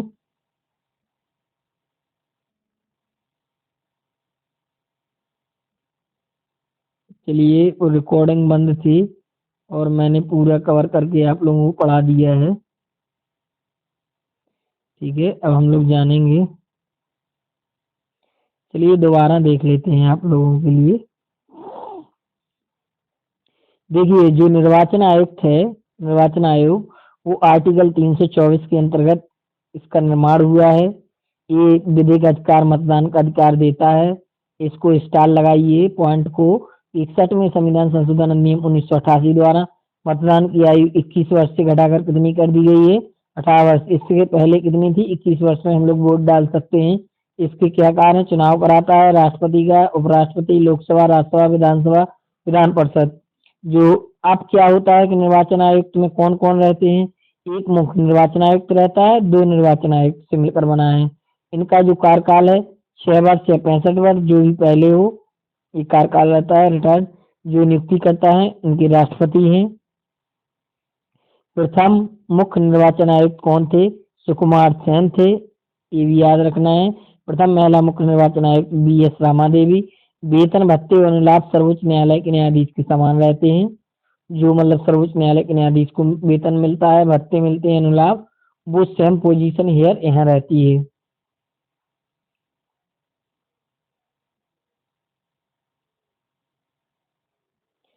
अब क्या हुआ? अब हम लोग इधर देखेंगे, क्या देखेंगे? आपात उपबंध भाग 18 आर्टिकल 352 से 360। बिल्कुल फैक्ट फैक्ट क्वेश्चन लिए गए हैं। देखो, क्या होता है कि राष्ट्रीय आपातकाल 352, सभी लोगों को पता है। आर्टिकल 352 से 360 तीन आपातकाल होते हैं। एक राष्ट्रीय आपातकाल 352 होता है। एक आपातकाल क्या होता है? 356 होता है। ठीक है, जो राष्ट्रपति शासन बोलते हैं, जिसको बोलते नहीं भैया, वहां पर राष्ट्रपति शासन लगा दिया गया है 356 के तहत। और एक वित्तीय आपात होते हैं। चलिए आइए इनको जानते हैं विस्तार से। अभी तक जो राष्ट्रीय आपात है 352, वो 3 बार लगाया गया है राष्ट्रीय आपात। कब लगाते हैं? जब युद्ध वगैरह होता है ये सब। 1962, 1971 और 1975 में, मतलब 3 बार राष्ट्रीय आपात की घोषणा की गई। 1962, 1971, 1975। अब इसका कारण क्या है? क्यों लगाया जाता है? आखिर क्या है? युद्ध के समय लगा दिया जाता है, बाह्य आक्रमण के समय लगा दिया जाता है, और सशस्त्र विद्रोह के समय। आंतरिक अशांति के स्थान पर 44वें संशोधन प्रतिस्थापित किया गया है। घोषणा करता है जो राष्ट्रपति संघीय मंत्रिपरिषद के लिखित प्रस्ताव पर लगाता है। कौन घोषणा करता है? राष्ट्रपति। अब वित्तीय आपात क्या है? वित्तीय आपात यानी जो फाइनेंशियल कंडीशन होती है 360 के अंतर्गत। ठीक है, और इधर देख लेते हैं अब वित्तीय आपात, आपातकाल की उद्घोषणा। अभी एक और देखो, अभी तक वित्तीय आपातकाल घोषित नहीं किया गया है। ठीक है, बट एक बार इंदिरा गांधी के शासनकाल में तो वित्तीय आपात नहीं हुए। अब देखते हैं आगे, अभी क्वेश्चन बढ़ने दो आगे, फिर आप लोगों को बताते हैं। आपातकाल की उद्घोषणा का संसद के द्वारा अनुमोदन। राष्ट्रीय आपातकाल की दशा में संसद के दोनों सदनों द्वारा विशेष बहुमत से 1 माह के भीतर। राष्ट्रपति शासन 356 के राज्य के संवैधानिक तंत्र की विफलता, जैसे अगर सरकार नहीं चला पा रहे हैं तो राष्ट्रपति शासन लग जाता है। राष्ट्रपति शासन में वित्तीय आपातकाल की दशा में संसद के दोनों सदनों द्वारा विशेष बहुमत से 2 माह के भीतर अगर बिल पारित हो जाता है तो राष्ट्रपति वित्तीय आपात लगा देता है। बट ये 1 माह है वित्तीय आपात, और ये राष्ट्रपति शासन 2 माह है। चलिए जानते हैं हम लोग न्यू टॉपिक में। महत्वपूर्ण संविधान संशोधन एक नजर में देख लेते हैं। पहला संशोधन हुआ था 1951 में, 9वीं अनुसूची जोड़ी गई। सबसे पहला संशोधन कब हुआ? 1951 में, क्योंकि भारतीय संविधान 1950 में लागू हुआ। 26 जनवरी 1950। 9वीं अनुसूची जोड़ी गई जिसमें भूमि सुधार, न्यायिक समीक्षा से संबंधित कानून को नौवीं अनुसूची में डाला गया। 21वां संशोधन अधिनियम 1967 सिंधी भाषा 8वीं अनुसूची में 15वीं भाषा के रूप में जोड़ी गई। 24वां संशोधन अधिनियम 1971 इसमें मोस्ट इम्पोर्टेंट संशोधन लिए गए हैं। संसद को यह अधिकार दिया गया कि संविधान के किसी भी भाग मूल अधिकार में संशोधन कर सकती है। राष्ट्रीय संविधान संशोधन विधेयक को मंजूरी देने के लिए बाध्य है। 35वां संशोधन अधिनियम 1974 सिक्किम को सहयोगी राज्य बनाया गया।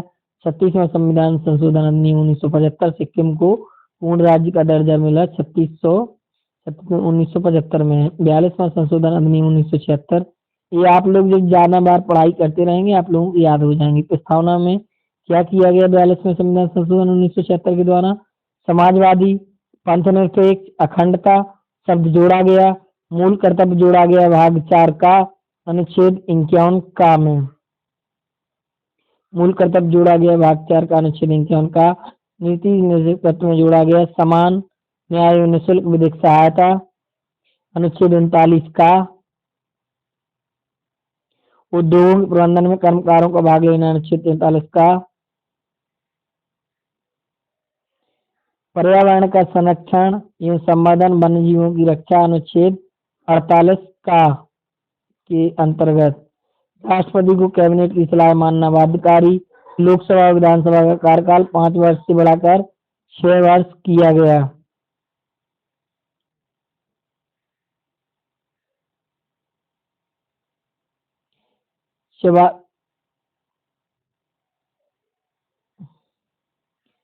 चवालीसवां संशोधन अधिनियम कैबिनेट की सलाह को एक बार पुनर्विचार के लिए भेजने की राष्ट्रपति को शक्ति। कैबिनेट की सलाह को एक बार पुनर्विचार के लिए भेजने की राष्ट्रपति को शक्ति, परंतु पुनर्विचार के बाद मानना बाध्यकारी। लोकसभा विधानसभा का कार्यकाल पुनः 6 वर्ष से घटाकर कितना वर्ष कर दिया गया है? देखो 42वें संशोधन में क्या किया गया था कि 6 वर्ष किया गया था 5 वर्ष से, फिर घटाया गया। 1976 में विधानसभा और लोकसभा का कार्यकाल 6 वर्ष था, ठीक है, 5 वर्ष से बढ़ाकर किया गया। फिर उसके बाद 44वां संशोधन आया। 44वें संशोधन में क्या किया गया कि 6 वर्ष से घटाकर पुनः 5 वर्ष कर दिया गया। राष्ट्रपति आपात के विषय में आंतरिक शांति शब्द के प्रस्ताव, जो आंतरिक शांति पर शब्द के स्थान पर क्या किया गया? सशस्त्र विद्रोह। राष्ट्रीय कैबिनेट की लिखित सलाह पर आपातकाल घोषित कर सकता है। संपत्ति के अधिकार को मूल अधिकार की सूची से हटाकर क्या कर दिया गया? एक विधिक अधिकार है, ना कि मूल अधिकार है। आर्टिकल 300 का के अंतर्गत 52वां संशोधन अधिनियम 1985 10वीं अनुसूची के रूप में दल बदल विरोधी कानून को जोड़ा गया। 10वीं अनुसूची किससे संबंधित है? दल बदल। ये बहुत मोस्ट इम्पोर्टेंट क्वेश्चन है। 61वां संशोधन अधिनियम 1989 लोकसभा विधानसभा में मतदान की उम्र 21 वर्ष से घटाकर 18 वर्ष की गई। किसके अकॉर्डिंग की गई? 61वां संविधान संशोधन 1989।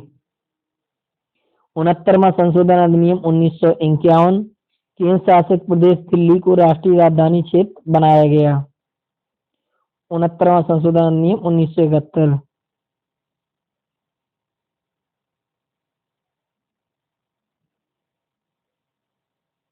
बस आप लोगों के लिए ये सेकंड लास्ट पेज है, जल्दी से देख लेते हैं। देखो 70वां संविधान संशोधन 1970वां संशोधन अधिनियम 1972 दिल्ली पौडुचेरी विधानसभा के निर्वाचित सदस्यों को राष्ट्रपति चुनाव में मतदान का अधिकार दिया गया था। कब दिया गया था? 1952 में दिया गया था। 71वां संविधान संशोधन 1992 कोंकणी मणिपुरी नेपाली भाषा को 8वीं अनुसूची में जोड़ा गया। 86वां संविधान संशोधन अधिनियम 2002 संविधान में मूल अधिकारों की श्रेणी में अनुच्छेद 21 का जोड़ा गया, जिसमें 6 से 14 वर्ष के तक बच्चों को निःशुल्क प्रारंभिक शिक्षा का प्रावधान किया गया। ठीक है, ये मूल अधिकार बना दिया गया आर्टिकल 21 का के अंतर्गत। नीति निर्देशक सिद्धांतों में अनुच्छेद 45 की विषय वस्तु परिवर्तित करते हुए 6 वर्ष से कम आयु के बालकों के लिए प्रारंभिक बाल स्तर देखरेख और शिक्षा को बंद किया गया। मूल कर्तव्यों 11 में मूल कर्तव्यों के रूप में 6 से 14 वर्ष तक के बच्चों को शिक्षा सुविधा प्राप्त करने का माता पिता का कर्तव्य होगा। इसके अंतर्गत 86वें संविधान संशोधन नियम 2002, 89वां संशोधन अधिनियम 2003, अनुसूचित जाति अनुसूचित जनजाति के लिए अलग आयोग की व्यवस्था की गई। यानी वो जो जनजाति कलेक्टर नहीं होते हैं, कभी कभी डीएम बनाए जाते हैं, जनजाति आयोग भी होता है। अनुसूचित जाति अनुसूचित जनजाति के लिए अलग अलग आयोग की स्थापना, जैसे पिछड़ा वर्ग आयोग है, अनुसूचित पिछड़ा वर्ग आयोग है, अनुसूचित आयोग है, इस अनुसूचित जाति आयोग, अनुसूचित जनजाति आयोग, ये सब बनाए गए हैं। अलग अलग आयोग की घोषणा की गई। 89वां संशोधन अधिनियम 2003, 91वें संशोधन अधिनियम 2003, केंद्रीय मंत्रिपरिषद का आकार लोकसभा की कुल सदस्यों की 15% से अधिक नहीं हो सकता। इसके अकॉर्डिंग 91वें संशोधन अधिनियम 2003, ये सब बता चुके हैं, आपके रिवीजन के लिए पुनः बता रहे हैं। राज्य मंत्रिपरिषद का आकार विधानसभा की कुल सदस्यों के 15% से अधिक नहीं हो सकता, किंतु मैक्सिमम 12 से कम भी नहीं होगी। 92वें संशोधन अधिनियम 2003, 8वीं अनुसूची में जोड़ी गई क्या भाषाएं जोड़ी गई? 4 भाषाएं जोड़ी गई, बोडो, डोगरी, मैथिली और संथाली। ये आप लोग रिवीजन करते रहेंगे तो आप लोगों को भी मेरी तरह याद हो जाएगा। 8वीं अनुसूची में जोड़ी गई आप कितनी भाषाएं हो गई हैं? 22 भाषाएं हो गई हैं। 97वें संशोधन अधिनियम 2011 है, सहकारी समिति को संवैधानिक दर्जा दिया गया है। 99वें संविधान संशोधन अधिनियम 2004, उच्चतम न्यायालय उच्च न्यायालय के न्यायाधीशों की नियुक्ति के लिए कॉलेज में प्रणाली के स्थान पर राष्ट्रीय न्यायिक नियुक्ति आयोग NJAC की व्यवस्था की गई। 2015 उच्चतम न्यायालय ने इसे असंवैधानिक ठहराते हुए रद्द कर दिया था। देखो ये मोस्ट इम्पोर्टेंट है। 100वां संशोधन अधिनियम 2015, भारत बांग्लादेश के मध्य भूभाग का हस्तांतरण। 101वां संशोधन अधिनियम 2016, विभिन्न अप्रत्यक्ष करों के स्थान पर एक देश एक कर प्रणाली की संकल्पना के तहत वस्तु एवं सेवा कर GST की शुरुआत। 100वां संशोधन अधिनियम भारत बांग्लादेश के भूभाग का हस्तांतरण। 101वां संशोधन अधिनियम 2016, इसमें क्या है? GST goods and service tax दिया गया है 101वां।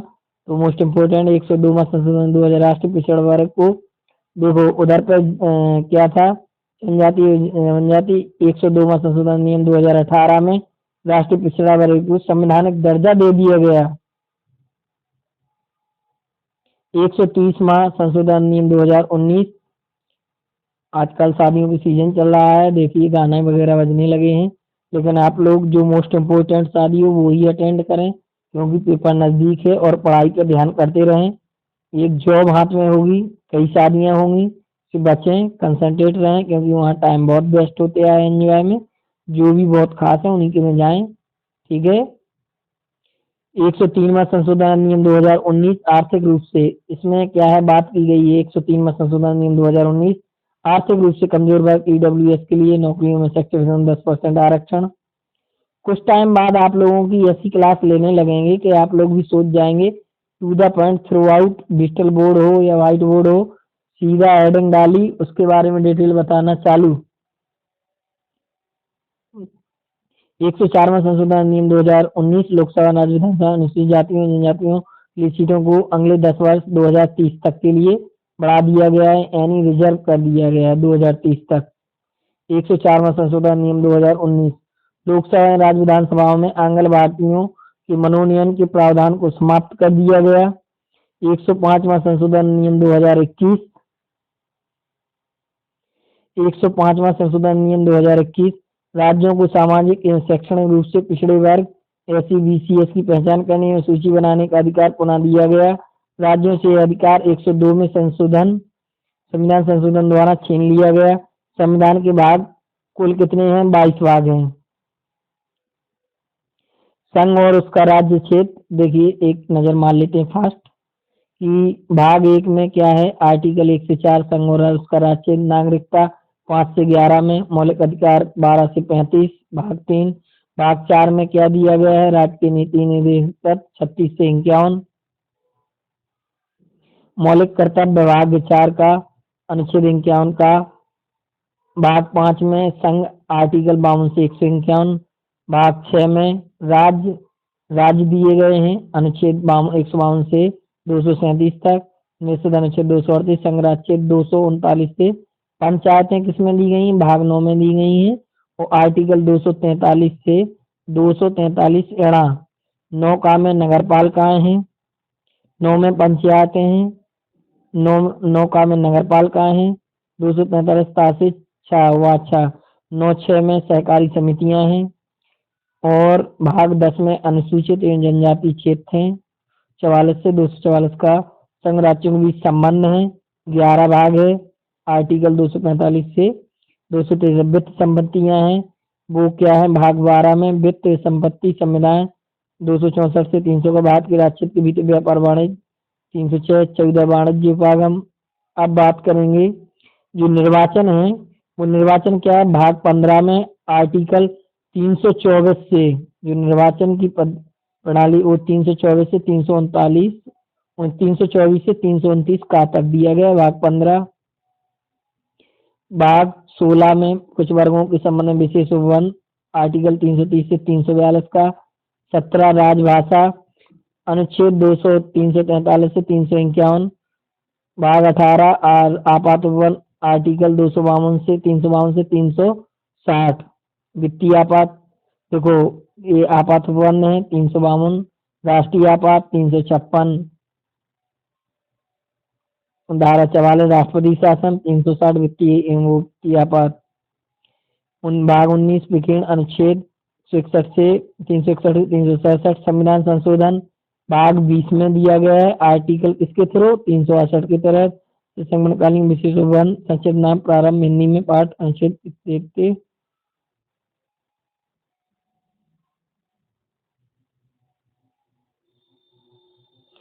चलिए अनुच्छेद 75 एक प्रधानमंत्री की नियुक्ति राष्ट्रपति करेगा, अनुमंत्री की नियुक्ति राष्ट्रपति प्रधानमंत्री की सलाह पर करेगा। आर्टिकल 75 और आर्टिकल 76 में क्या दिया गया? मोस्ट इम्पोर्टेंट आर्टिकल दी भारत का न्यायवादी महान्यायवादी 78 संसद का गठन। और देखो इधर देखो थोड़ी देख लो, एक ही पेज बचा हुआ है। आर्टिकल 75(1) प्रधानमंत्री की नियुक्ति राष्ट्रपति करेगा, अनुमंत्रियों की नियुक्ति राष्ट्रपति प्रधानमंत्री की सलाह पर करेगा। अनुच्छेद यानी आर्टिकल 75 भारत का महान्यायवादी। आर्टिकल 78 78 संसद का गठन। 85 संसद के साथ सत्तासन का विघटन। 108 कुछ दशाओं में दोनों सदनों की संयुक्त बैठक कौन करेगा? राष्ट्रपति आयुक्त करेगा। अध्यक्षता कौन करेगा? लोकसभा अध्यक्ष करेगा। आर्टिकल 108 और आर्टिकल 110 ये मोस्ट इम्पोर्टेंट है, धन विधेयक है परिभाषा। 111 विधेयकों पर राष्ट्रपति की अनुमति। वित्तीय विवरण बजट किसमें है? आर्टिकल 112 में। आर्टिकल 123 संसद के विधानसभा में अध्यादेश प्रख्यात करने की राष्ट्रपति की शक्ति। आर्टिकल 124 उच्चतम न्यायालय की स्थापना और गठन। अनुच्छेद 124 उच्च न्यायालय का अभिलेख न्यायालय होना। आर्टिकल 137 निर्णयों आदेशों को उच्चतम न्यायालय द्वारा अपना अभिलेखन। आर्टिकल 143 उच्चतम न्यायालय से परामर्श करने की राष्ट्रपति की शक्ति। भारत का नियंत्रक एवं महालेखा परीक्षक। आर्टिकल 148 आर्टिकल 152 राज्यों के राज्यपाल। आर्टिकल 155 राज्यपाल की नियुक्ति। आर्टिकल 161 राज्यपाल की क्षमादान की शक्ति। आर्टिकल 163 राज्यपाल की सहायता और सलाह देने के लिए मंत्रिपरिषद। आर्टिकल 164 मुख्यमंत्री की नियुक्ति राज्यपाल करेगा, अनुमंत्रियों की नियुक्ति राज्यपाल मुख्यमंत्री की सलाह पर करेगा। 165 राज्य का महाधिवक्ता। अनुच्छेद 168 राज्य विधान परिषदों का उत्साधन और सृजन राज्यपाल विधेयक अनुमति। 213 विधानसभा में विशांतिकाल राज्यपाल की राज्यों के लिए उच्च न्यायालय। 214 यानी हाई कोर्ट। कुछ रिटर्न उच्च न्यायालय की शक्ति। आर्टिकल 226 233 जिला न्यायाधीशों की नियुक्ति। संघ राज्य क्षेत्र प्रशासन। आर्टिकल 239 दिल्ली के संबंध में विशेष ग्राम सभा। 243 का पंचायतों का गठन। आर्टिकल 243 का अनुच्छेद 243 का पंचायतों का आरक्षण। अनुच्छेद 243 पंचायतों की वित्तीय स्थिति की पुनर्विलेखन के लिए राज्य वित्त आयोग का गठन। अनुच्छेद 243 पंचायतों के निर्वाचन के लिए राज्य निर्वाचन आयोग। अनुच्छेद 243 था नगर पालिकाओं का गठन जिला योजना के लिए। 243 200 राष्ट्रीय विषय में अंतर्राष्ट्रीय करारों के परिषद भारत एवं राज्यों की संचय निधियां एवं लोक लेखे। 266 भारत की आकस्मिकता निधि। 67 मालिन्य सेवा कर, जीएसटी काउंसिल 279 का, वित्त आयोग क्या है 280 है। 300 का विधि के प्रावधान में व्यक्तियों को संपत्ति वंचित न किया जाना, संपत्ति का अधिकार। 312 अखिल भारतीय सेवाएं। 315 संघ राज्य मूल्य लोक सेवा का गठन, संघ एवं राज्य से लोक सेवा आयोग यानी यूपीएससी का गठन किस आर्टिकल के तहत? 315 आर्टिकल के तहत। अनुच्छेद 323 प्रशासनिक प्राधिकरण, अनुच्छेद 324 निर्वाचन आयोग, अनुच्छेद 330 लोकसभा अनुसूचित जाति और अनुसूचित जनजाति के लिए सीटों का आरक्षण, अनुच्छेद 332 राज्यों में विधानसभा अनुसूचित जाति और अनुसूचित जनजातियों के लिए सीटों का आरक्षण। 368 अनुसूचित जाति आयोग। 368 आर्टिकल के तहत राष्ट्रीय अनुसूचित जाति आयोग यानी एससी, अनुसूचित जनजाति यानी एसटी। 338 का और खा, 338 में एससी, 338 में एसटी। 338 का पिछड़े वर्गों के लिए राष्ट्रीय आयोग। 338 का याद रखना, देखो 338 में क्या है? अनुसूचित जाति। 338 का जनजाति। 338 का पिछड़े वर्ग आयोग। 343 संघ की राजभाषा हिंदी और लिपि क्या होगी? देवनागरी होगी। 350 का प्राथमिक स्तर पर मातृभाषा में शिक्षा सुविधाएं। और 352 में क्या होगा? राष्ट्रीय आपात की घोषणा युद्ध, वबाएं, आक्रमण और सशस्त्र विद्रोह के कारण होगी। 356 में राज्यों में संवैधानिक तंत्र के विफल हो जाने यानी धारा 144 राष्ट्रपति शासन कब बंद रहेगा? वित्तीय आपातकाल। 360। 368 में क्या होगा? संसद की संविधान संशोधन की प्रक्रिया, सक्रिय प्रक्रिया। ठीक है, ये थी आज की मैराथन क्लास जो कि हमने 1.25 घंटे में कवर की। आप लोगों की पूरी पॉलिटी विस्तार से जहां से क्वेश्चन आने की संभावना थी वो कवर किए हैं। आप लोग अपना रिव्यू भेजें, आप लोगों को क्लास कैसे लगी। ठीक है, और आप लोग थोड़ी चैनल को सब्सक्राइब भी कर दें और चैनल को जो भी वीडियो है वो शेयर करते रहें। ठीक है, जिससे मेरा भी मनोबल बढ़ता रहे, व्यू भी ज़्यादा से ज़्यादा आए और आप लोगों को बता दें। ठीक है, कि ये class continue day by day आप लोगों को जैसे ही टाइम मिलता रहेगा तो उससे आप लोगों को एक वीडियो प्रोवाइड होता रहेगा। ठीक है, तो जय हिंद साथियों। इस प्लेटफार्म पे मैं आपका प्रदीप सर जो आपकी पूरी मैराथन क्लास ले रहा था। ठीक है, अभी न्यू वीडियो भी आएंगे, जैसे राम मंदिर पर जो भी क्वेश्चन बनेंगे वो भी आप लोगों को क्वेश्चन बताए जाएंगे, क्योंकि इसका फिक्स है कि एक क्वेश्चन रहेगा। ठीक है, और जो लोग जियोग्राफी, इंडियन जियोग्राफी का वीडियो नहीं देखे होंगे तो आप लोग प्ले लिस्ट में जाके वीडियो देख सकते हैं। ठीक है, तब तक के लिए जय हिंद, जय भारत। आपका प्रदीप सर, मिलते हैं नेक्स्ट वीडियो में।